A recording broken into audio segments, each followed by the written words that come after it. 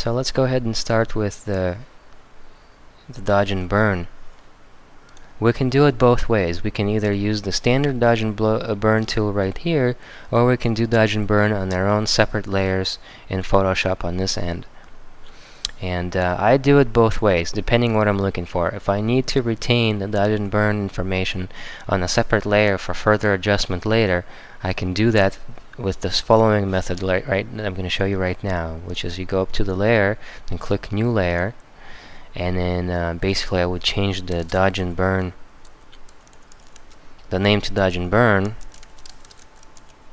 and switch the mode to overlay, and that gives us a checkbox in the bottom, which is, would you like to overlay a neutral color 50% gray?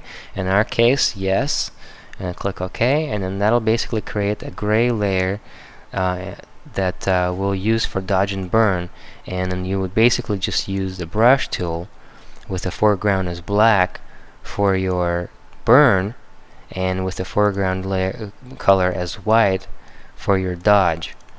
And basically then it's fully editable. So if you do something over, like if you overdo something, like for example we'll make this cheek kind of white like that, and if you turn off the other layer, you should be able to see that all it is we got a gray layer with a bit of white that we've just painted on.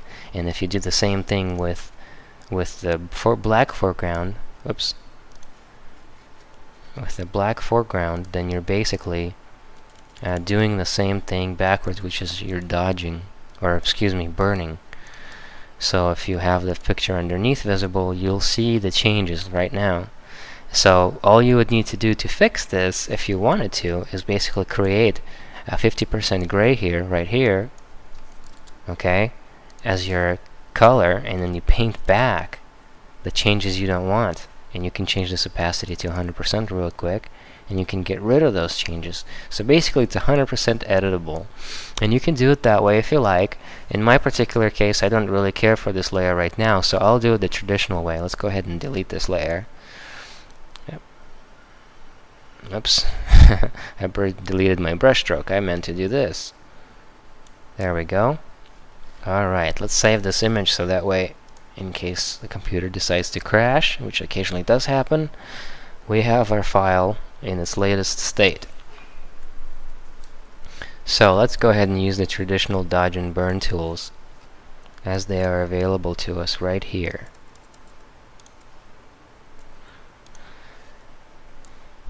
Okay, first what I like to do is go over change the exposure down significantly. Let's take it down to like 6%. And go over this image on the edges. Oops, this is the burn tool. Actually, I want the burn tool right here. And oops, the burn tool's opacity, or the exposure, is too high. So let's go ahead, and what I like to do is burn the edges down so they're not so bright. And the ear, let's take the ear down. And I prefer to rather put on more strokes than do a single stroke heavy-handedly, because it doesn't look as nice if we do that. So I'm just doing a little bit of contouring like I showed you before with that sphere, making the face look a bit more rounded and more 3D like. And it's basically to taste as well.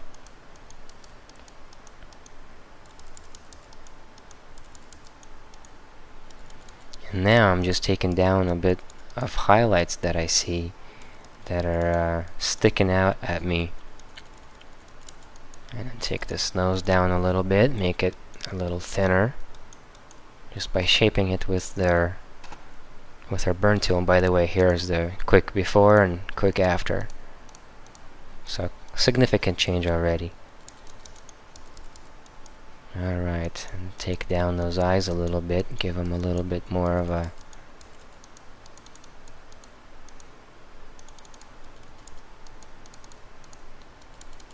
darker look.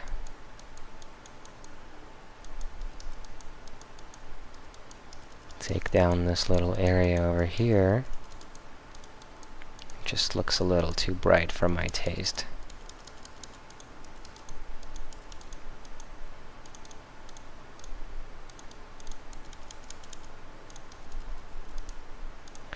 And then it's a good idea to kind of go back and forth and vary the size, because sometimes you notice something that looks out of place when you zoom in or zoom out, like for example this highlight I see, and you wouldn't notice it at a larger size or smaller size. So it's a good idea to step through the sizes of the image that you have on your screen, and you'll be able to see much more things that you may miss with working with just one particular size at once.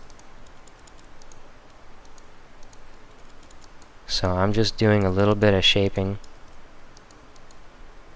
to the face.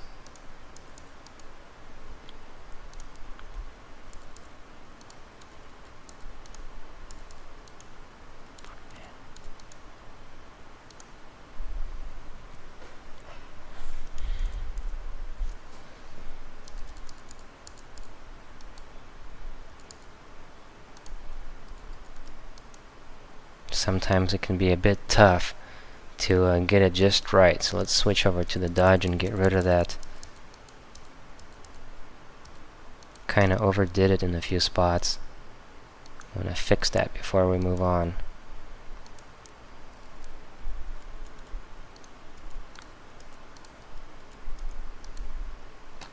Okay, so I'll switch over to the burn tool.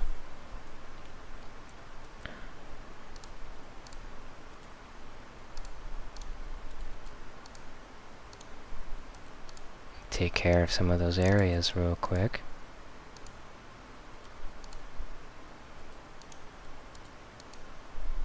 Alright. Give it a final pass. And let's start over with our highlights. Basically, same type of deal. I like to bring some of the area forward a little bit. And I do that by making it lighter. And I like to do that on the nose bridge, on the top of the nose right there, and the tip, on things that normally should be more forward, basically exaggerating the 3D nature of the human face. Okay, give it a little bit more of a chin, and then a little bit more of a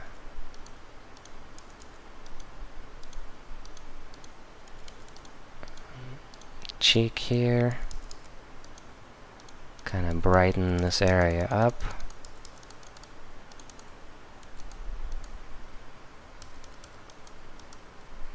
There we go.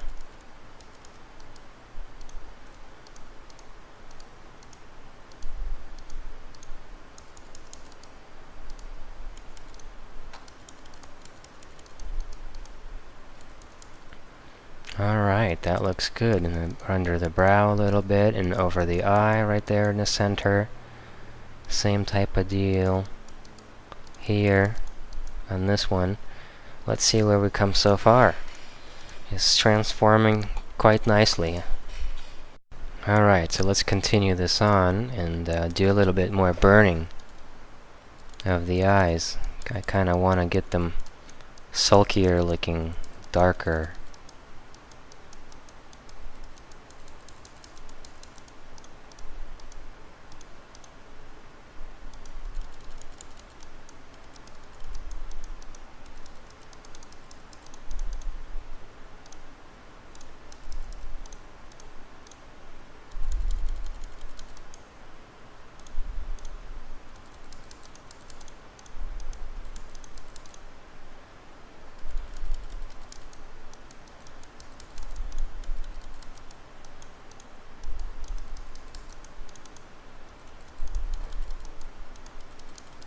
Okay, so that way we got them a little darker, which is where I want to take it, is darker. Let's see how that face looks coming out right now. It looks pretty nice. I like it.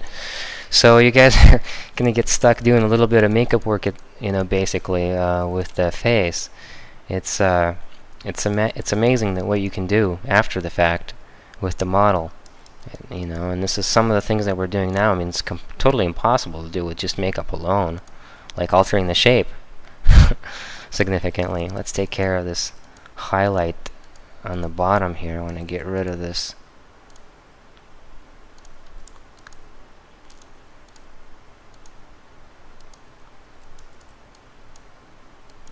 There we go. Let's get this closer so I can see what I'm doing a little bit better.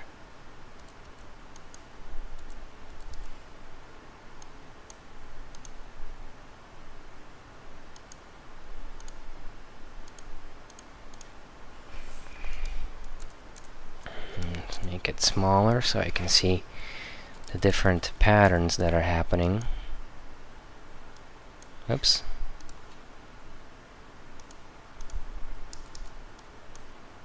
Just basically work in this area until I get it perfect, or as perfect as it can be. I think I got a little bit of area that's a little too dark for my taste, so I want to bring it back a little bit, but without the patchiness. Okay, it's starting to look much better. Let's see, before and after so far. Basically does have a much more 3D feel to it. Looks really nice and clean. Let's give her a little bit of more highlights.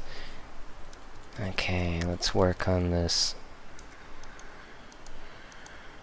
nose a little bit. Give her a little bit more highlights on the edges here. A bit more right there. A bit more shine right in here. On the brow, but not directly. We don't want to lighten up the brow, just the brow bone and that little shine on top of that. Give her a bit more of a live feel. Bring up those highlights on the lips, and bring this cheek forward a little bit. And let's see what we got now. Looking quite nice. Here's our before and after. Quite a significant change in progress. Let's go ahead and go back to burn and burn down that brow a little bit. It's a little too light. And let's bring the exposure up. It's going to take forever otherwise.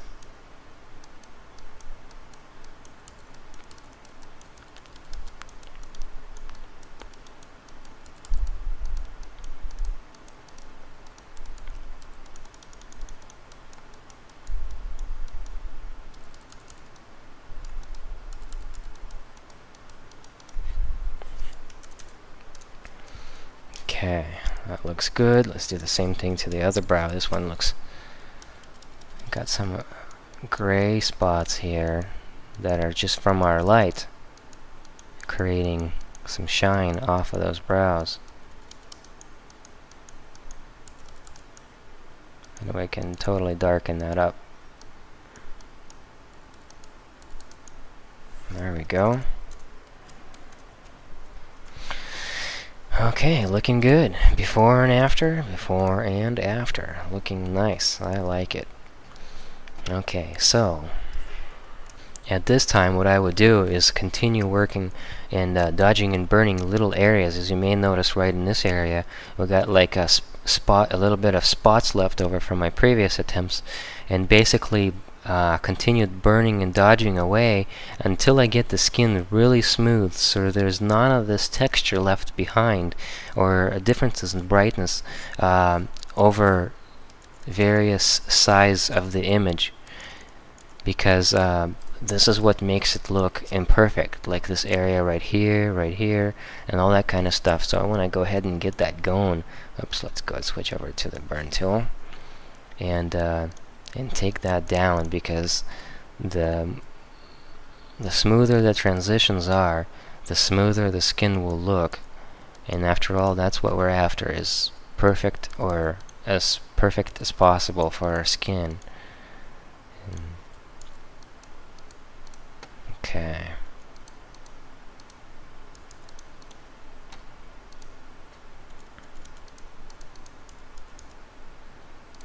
You know, this particular image didn't take that much work to retouch.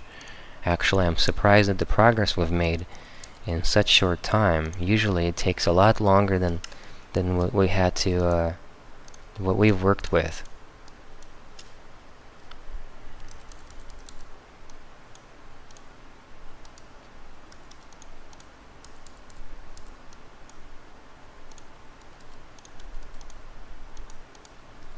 Okay, let's take this little bit down.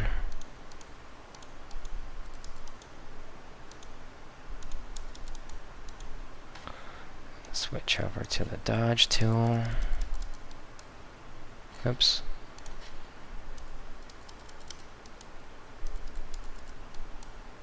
And I'm still just using the mouse, guys. This is just with the mouse. So it's definitely possible to do nice retouching with just a mouse. It does take longer and it's not as precise, but if you're careful and you're persistent, it can be done, and pretty well.